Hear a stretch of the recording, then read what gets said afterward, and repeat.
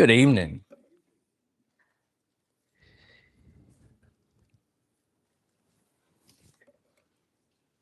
Appreciate very much Tommy's prayer, and always good to begin every study, whether together or as individuals in prayer. And appropriate as we begin our study tonight of the book of First Samuel, beginning in 1 Samuel chapter 1, as one might expect. Now, briefly by way of introduction, the books of 1st and 2nd Samuel are called Samuel because they begin with Samuel and his ministry. 1st and 2nd Samuel and 1st and 2nd Kings seem to be written by the same individual. 1st and 2nd Chronicles seem to be written by someone else, often called the chronicler. And the canonicity of 1st and 2nd Samuel has never been drawn into question. And 1 Samuel begins in a period of transition from the period of the judges to the period of the kings in the United Kingdom of Israel. Samuel is actually noteworthy for being the last of the judges. So we see that overlap from the period of the judges to the period of the kings. Now, Samuel is the book of Samuel begins even before Samuel's conception and birth, and the concluding the period of the judges, which is kind of difficult to date chronologically because we often think of, Samson was the judge in Israel. But what we find before Saul and David and Solomon is that the tribes of Israel were much more fragmented, separated from each other. And so you could have a judge serving in the northern region of Israel at the same time that a judge was serving in the southern kingdom of Israel.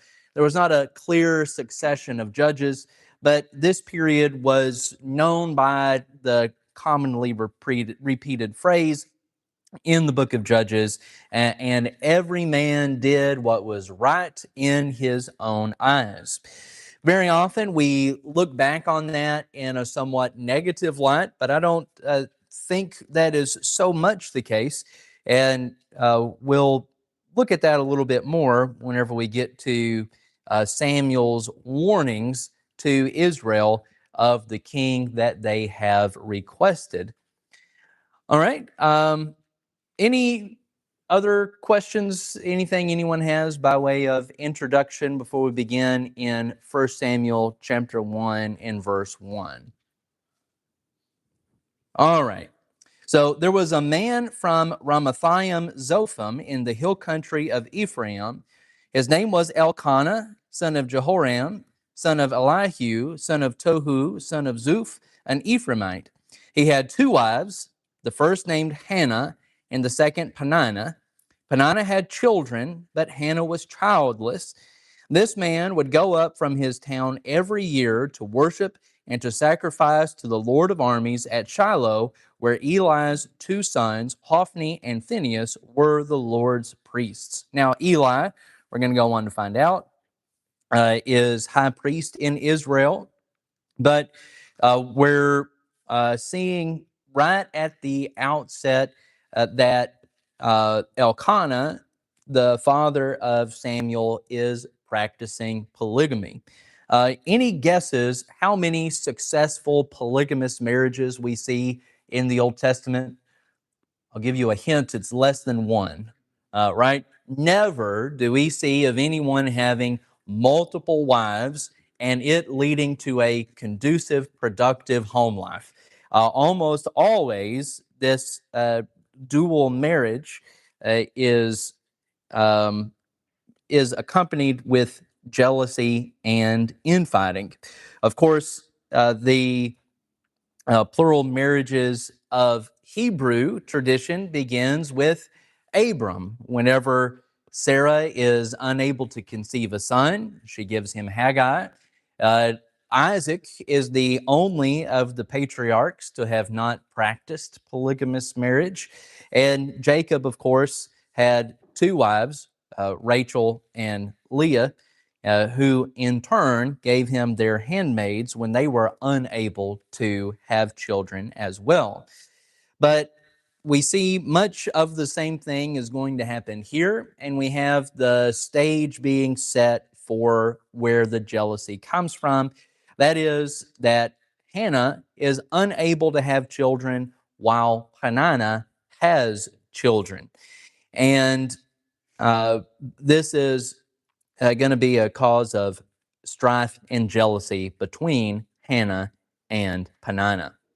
Now, keep Hophni and Phinehas in your minds because we're going to go on to find out some more about them throughout the book of 1 Samuel and some things that they ought not be doing. All right. Any questions, comments, anything anyone has? All right. So on this note of plural marriage, we begin in verse 4.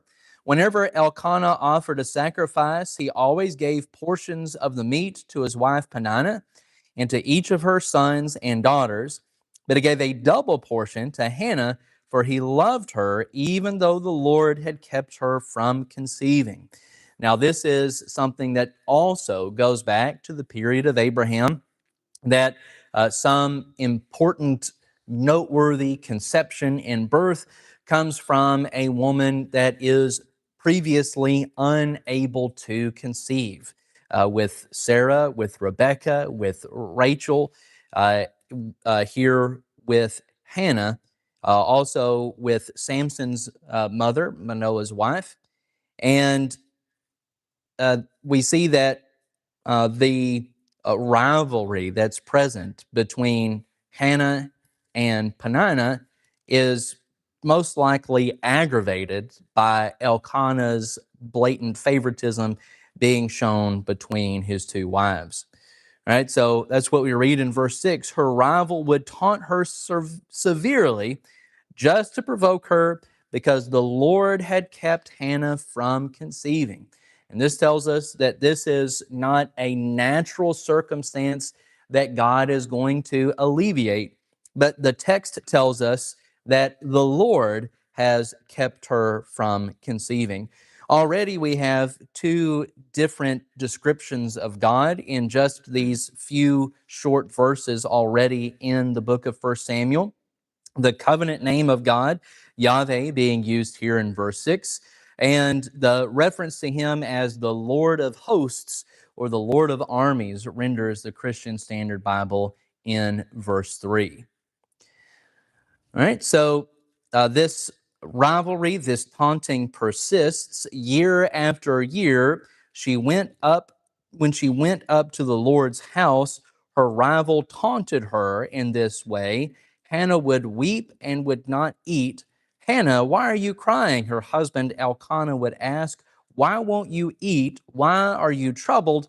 Am I not better to you than 10 sons? Men, right? Completely missing the point. And he is genuine, I believe, in his contention here. I'm better to you than 10 sons. But she's still wanting a child, as is so often the case. But notice that unlike the rivalry that was present between Rachel and Leah, that it doesn't seem like Hannah is wanting a child in order to get one up on her rival Peninnah. She wants a child because she desperately wants a child. All right. Any questions, comments? Anything anyone has? All right. So, verse 9. On one occasion, Hannah got up after they ate and drank at Shiloh. The priest Eli was sitting on a chair by the doorpost of the Lord's temple, Deeply hurt, Hannah prayed to the Lord and wept with many tears. Making a vow, she pleaded, Lord of armies, if you will take notice of your servant's affliction, remember and not forgive me, and give your servant a son. I will give him to the Lord all the days of his life, and his hair will never be cut. Now, this is reminiscent of Samson, of course, whose conception was also miraculously indicated in the book of Judges. But then Manoah and his wife were instructed to never cut the hair of Samson's head. And Hannah here is making this vow as proof of her dedication of her son to the Lord. Now, uh, there are several times that we find people being unable to conceive, but Hannah and Isaac both follow a very similar path in confronting this inability to conceive. Isaac on the part of his wife Rebekah, Hannah for herself in turning to prayer rather than pursuing some other means, like Sarah did with Hagar, like uh, Rachel and Leah did with their handmaidens. Okay, any questions, comments, anything anyone has? All right, so verse 12. While she continued praying in the Lord's presence, Eli watched her mouth. Hannah was praying silently, and though her lips were moving, her voice could not be heard. Eli thought she was drunk and said to her, How long are you going to be drunk? Get rid of your wine. No, my Lord, Hannah replied, I am a woman with a broken heart. I haven't had any wine or strong drink. Any wine or beer, renders the Christian Standard Bible. I've been pouring out my heart before the Lord. Don't think of me as a wicked woman. I've been praying from the depth of my anguish and resentment. So, several noteworthy things to observe here in these verses. Number one is, in whose presence was Hannah praying? Before God, right? She's praying in God's presence. She did not need a mediator in order for her prayers to be heard. Now, of course, we do have a mediator in the new covenant, but it is not a patron saint, right? We do have a mediator, and it is not the papacy or the priesthood. The mediator that we have in the new covenant is Christ and the Spirit, who prays with us with groanings too deep for words. So our intercessor, our mediator, is God Himself, God the Son, God the Spirit. But uh, in the same way, we see Hannah offering her prayers to God, even though there was the high priestly and priestly system of the law of Moses. Hannah, despite being a woman, despite not being a Levite, her husband being of the tribe of Ephraim, and not praying by the intermediary of Eli or the priesthood, that she is praying in the presence of the Lord. Second, that she is praying silently. So these are words that she is praying to herself. She's mouthing but not speaking the words, which is why Eli thinks that she's drunk. She's overcome with emotion. She's mouthing her words. We saw that she had eaten and drunk, so perhaps he observed her meal, assumed that she'd drunk much wine before going and offering this prayer to God. But whatever the case may be, that she is offering a silent prayer. Despite this being a silent prayer, it is still prayed in the presence of God, which tells us that God does not possess a material or physical presence, but rather a spiritual presence. And uh, I don't think that it goes too far from the text to compare what we read here in 1 Samuel chapter 1 with what Paul writes in the book of Ephesians chapter 5, verses 18 and 19. Ephesians 5, 18 and 19.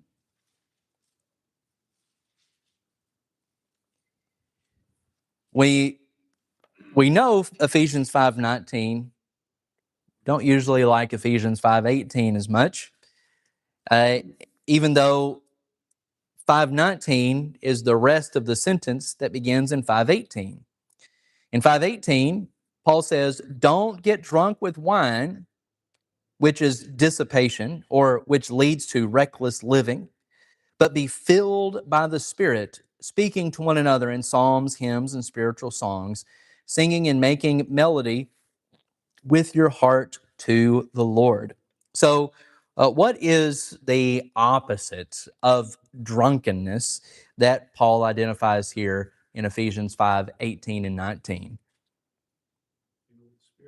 Being filled with the Spirit. And how does he say? So he says, don't get drunk, but do be filled with the Spirit. And how does he say to be filled with the Spirit? Speaking to one another in psalms, hymns, and spiritual songs, singing and making music with your heart, giving thanks always for everything to God the Father in the name of our Lord Jesus Christ, submitting to one another in the fear of Christ. Now, those latter parts might be modifying how we speak to one another, or it might be a part of a sequence that all of these things are how we are filled with the Spirit. Now, being filled with the Spirit in Ephesians 5:18 and 19, is this something that happens external to the individual Christian? What I mean by that is the individual Christian just walking along, minding their own business, and bam, they get hit with the Spirit and overwhelmed by these emotions without any control, without any complicity, without participating in it at all? No, right? So now, Hannah here, right? She's not involved in speaking to one another in psalms and hymns and spiritual songs, but she is certainly in the same mentality, the same principle that Paul describes in Ephesians 5:18, 19, 20, and 21, where he says, give thanks to everything to God in Christ Jesus. She is making her supplications known to God, but this is of her volition. She is active in the process. And I think we see in practice, Ephesians 5:18 and 19, that this is uh, a very good correlation to the antithesis of being drunk with wine. Now, important to note that it comes from a broken heart, pouring out her heart before the Lord. So there is real sincerity. This is real earnestness here. And I certainly hope that the same can be said of our prayer lives as well. All right. Uh, any questions, comments that anyone has? Yeah, I'll just observe that just don't be drinking. Don't be drunk and don't get drunk is something you shouldn't do in the Old Testament and the New Testament. Right. And Find sound advice given all through the Scripture. and the real peril in the use of any mind altering substance, right? So it's typically translated as drunkenness, but of course there are many mind altering substances that enter into the body in a number of ways. But the real threat with all of them is the way that it affects one's sobriety, right? So, drunkenness, people will say things like, oh, I'm not drunk, I'm buzzed, or whatever. That, if I blew a breathalyzer, I'd be zero point 0.06, not 0.08. Therefore, I'm not drunk. Therefore, what I'm doing is fine. But the way the word is rendered is drunkenness, but what it really means is to have one's mind altered, right? So if the consumption of whatever substance it is, whether it's THC or nicotine or alcohol or whatever, if it is affecting your mind, if it is inhibiting your ability to make sound moral choices, then that is the issue, which is exactly what Paul says in Ephesians 5:18. Don't get drunk with wine, that it leads to reckless living. And I think that's a very effective translation from the CSB there. All right, so verse 17, Eli responded, "Go in peace, and may the God of Israel grant the request you've made of him. May your servant find favor with you," she replied. Then Hannah went on her way. She ate and no longer looked despondent. Now, do you think this is the first time that Hannah had made this prayer, had made this request? I highly doubt it.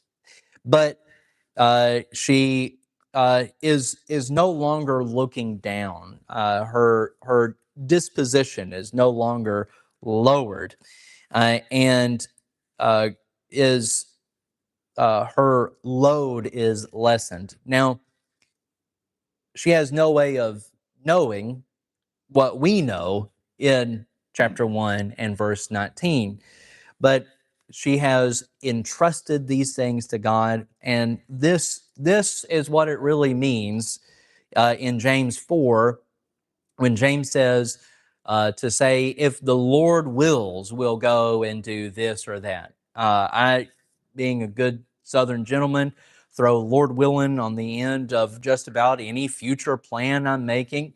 And it's easy for someone to say, dear God, can I please get that new promotion at my job? Can I please get that big pay raise? And can I please get that new house if it's your will, right? But Hannah, she's most likely made this prayer before, has no reason to think on this basis alone that the request is going to be granted this time, but she feels better because she has entrusted it to God.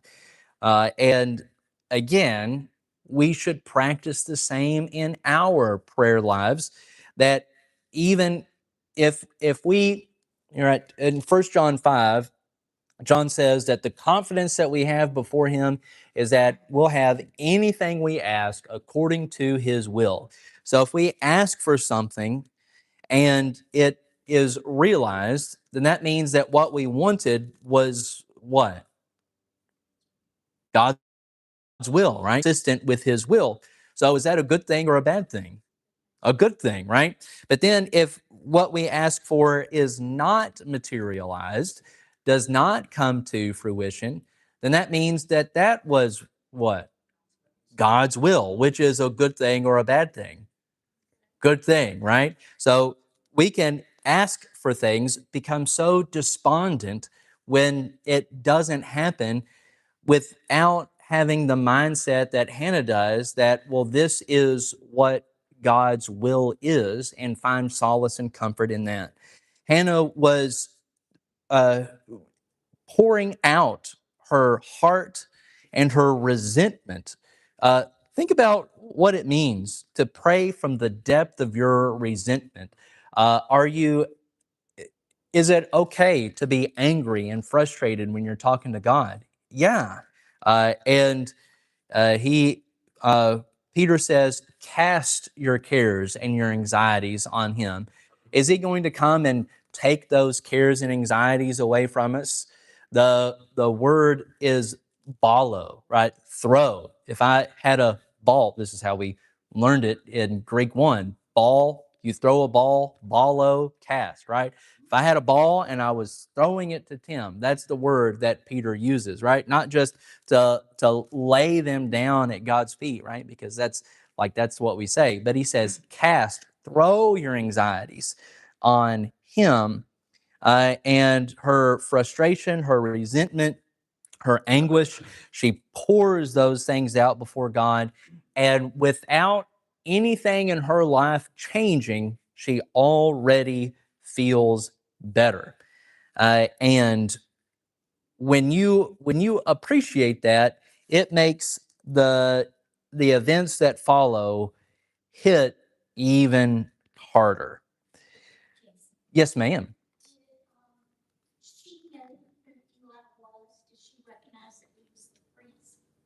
I would assume so, particularly because of the way that she refers to him, referring to herself as his servant, right? Which is not deifying him, but rather a mark of humility. So, uh, and she knows who he is. Spoilers ahead. Whenever she goes back to the temple with Samuel, so and we know that this was a regular practice of Elkanah. So I said back to the temple, back to the tabernacle. That this is a regular practice of Elkanah, that he goes every year and does this. So most likely, couldn't say definitively, but most likely. So, even though she had prayed for this before, and after praying this time, she felt better, do you think that that had anything to do with her conversation with Eli? Or the comments made back to him in some part, not totally? I mean, it's entirely possible, certainly plausible, right? And there's no note of anger or bitterness on her part or anything whenever he rebukes her for being drunk, instead, pleading her innocence with him. But I'm inclined to think that most likely that this was probably the same pattern. That now that is 100% an assumption on my part. There's nothing in the text that would say whether this lack of despondency on her part, that this was the first time or the 20th time, right? We know that it was the case this time.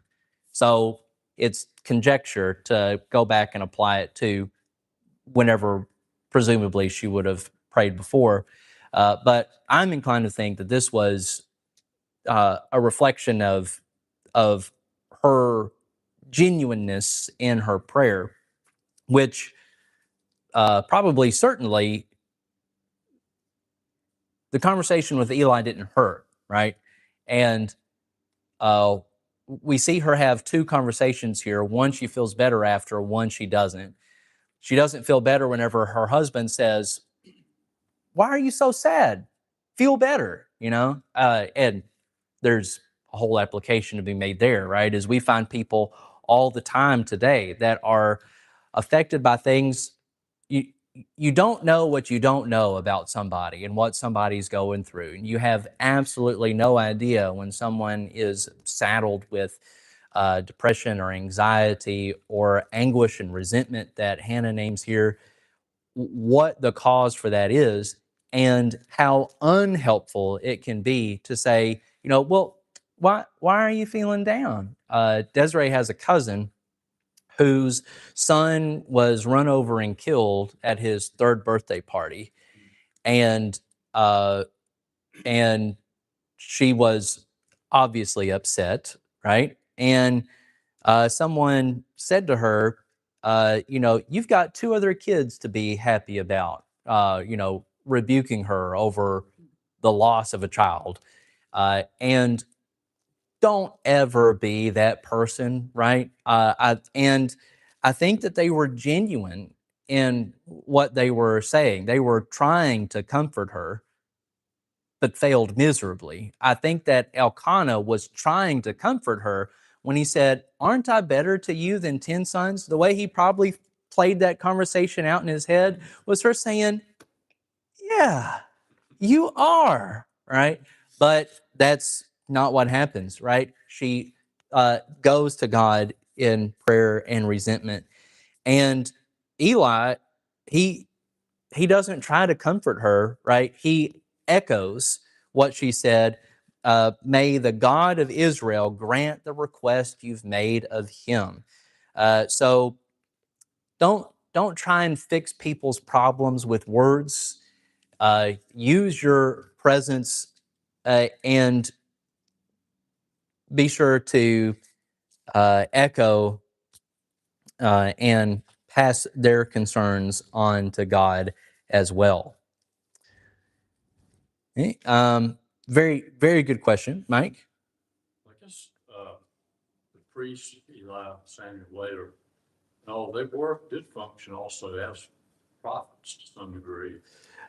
And so their word or their affirmation would probably be more comforting to someone like her than just your average Yeah, other yeah, religious cleric.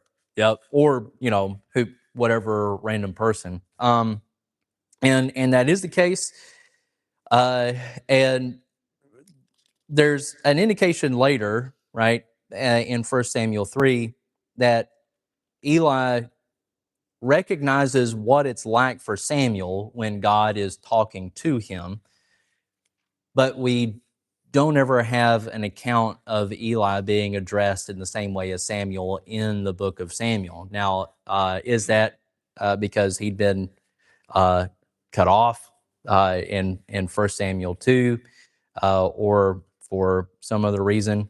But yeah, they were, and this is one of those where uh, to to people outside the church, you are Jesus, you are God, because they will know Jesus and God through you.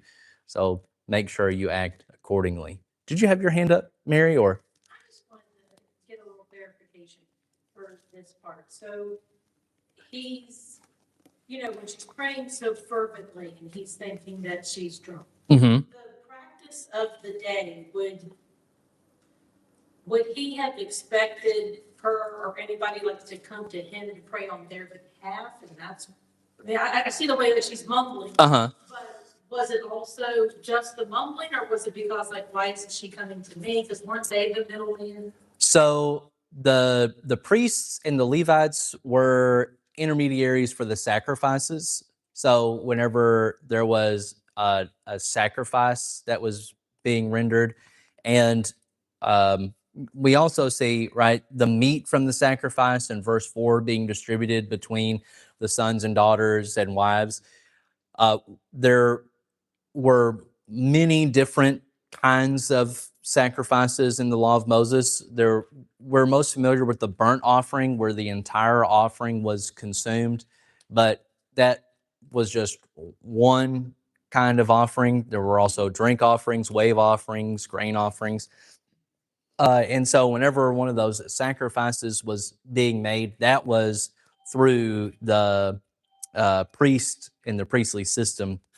But as far as individual prayer, right, there was never any indication that prayers were meant to be offered by the agency of someone else. So I think it's just from what presumably was erratic behavior, that was how Eli perceived it, because she was emotional, sincere, her lips were moving, but no sound was coming out. And that's what he's caught off guard by. But then whenever she tells him that she was praying, right, there's no rebuke that comes with it or anything like that. He never doubts her sincerity or truthfulness or anything. All right. All very good questions and comments. Anything else anyone has? All right. Well, while we're nearing that accursed second bell, notice that there was a third description of God being used here in verse 17. May the God of Israel. So we have the covenant name of God, the Lord. We have the Lord of hosts, or the Lord of armies, and the God of Israel. So just in this opening section of the book of 1 Samuel, we have God's depiction as being above the armies of heaven, and necessarily above the armies of the earth. And we have the covenant name, the overseeing the vow, the covenant between him and his people, and the God of Israel. the declaration of God as the God of the people of Israel collectively. All of these things foreshadowing what the events of 1 Samuel are going to cover, that there's a certain amount of authority that is yielded to the throne from the priestly system and from the judges that were lifted up by God, and that the king is in charge of the armies, the military force of Israel, and is in a position of power and authority in Israel.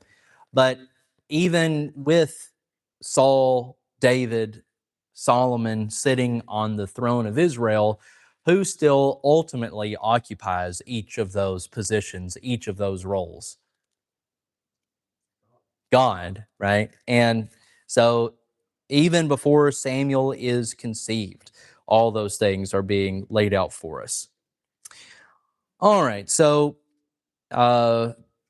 next Wednesday is our first Wednesday singing. So week after that, we'll pick up in 1 Samuel chapter 1 and verse 19. Were there any closing questions or comments? Anything that anyone had? Your version about says beer.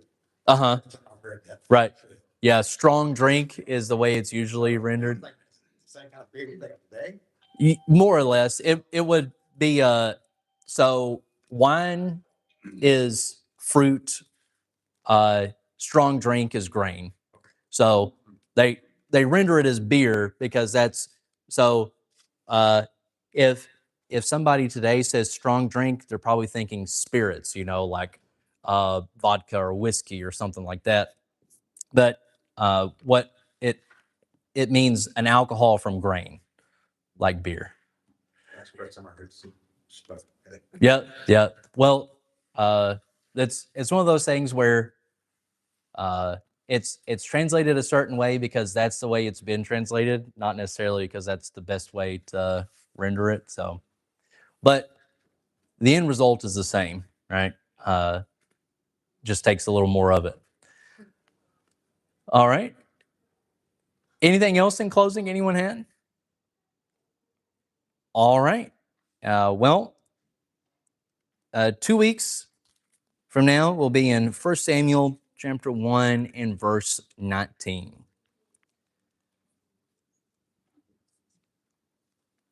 What was the invitation song? 681. Number 681 is the invitation song. Number 681.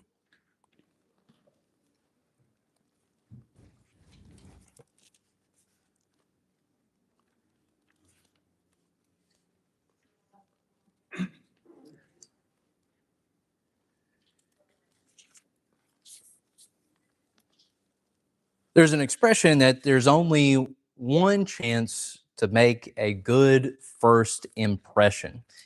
And if that's true, whenever it comes to business and secular practice, it is still true, but even more important and significant whenever it comes to reaching someone for their spiritual health, not just for the practice of business.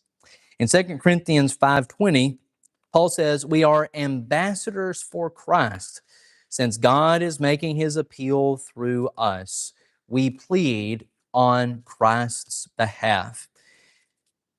Whenever we meet someone or have an interaction with someone for the first time, there are a lot of impressions that are made, and those are not always fair. And very often they're out of our control. People can make the harshest of conclusions on the most minor of details. However, we want to make sure that we are making the best impression that we possibly can. And that doesn't mean that we compromise on something to make somebody like us better. I remember reading one time someone saying, if I could reach Jesus by drinking with someone at a bar, I would do it. But we're not just trying to make friends with people, we're trying to make important, impactful relationships with them. And in Galatians chapter 2 and verse 20, Paul talks about what should define our life in order for us to be effective and successful in that. He says, I have been crucified with Christ, and I no longer live, but Christ lives in me. The life I now live in the body, I live by faith in the Son of God who loved me and gave himself for me. There's a lot of social justice that happens today. And by that, I don't mean what people get put on Twitter for. I mean our society, our social, standing up and defending for how we think we've been done wrong. That if somebody insults your favorite football team, which with being a Tennessee fan, I'm always ripe for the picking on that, that we're going to make sure that they know just how foolish they are, right? Don't they know about Robert Nealon? Don't they know about Peyton Manning? How dare they come away thinking and saying those kinds of things? You are infinitely less important than is Jesus Christ. Whenever we're meeting and interacting with people, you only have one chance to leave an impression with someone. And if that is the only impression of Jesus that they get, is it a good impression or a bad one? We meet all kinds of people every day in the most basic sense possible. Most of the times, those interactions are little more than eye contact of strangers passing by the canned green beans in the aisle at Walmart. But whenever we have any kind of an interaction with someone, we can leave a lasting impression with them if we have a notably bad interaction or a notably good interaction. Sometimes those bad reactions are just entirely out of our control, but we want to make certain that we are working to leave the good impression, not defined just by what makes someone happy or satisfied. It's easy to do that. But by leaving an impression with someone that is going to have an effective way of leading them to Christ. If you're here tonight and you realize that your life has not been defined by the life of Jesus Christ, if you cannot say it is no longer I who live, but Christ lives in me, take advantage of this opportunity to repair that condition. If it's because you've never put Christ on in baptism, the baptistry is ready, the clothes are ready, and we are ready to assist you in that. But if you have put Christ on in baptism and since then you've been entangled and overcome by the defilements of the world, you've brought the old body back to life rather than living in the newness of life that comes in Jesus Christ. The shepherds of this church are here to pray with you and to pray for you. And if there is any way that we can serve you, we desperately want to do so. If only you'll make yourself known in whatever way is comfortable for you as we stand and as we sing. Just as I would be, but that I was shed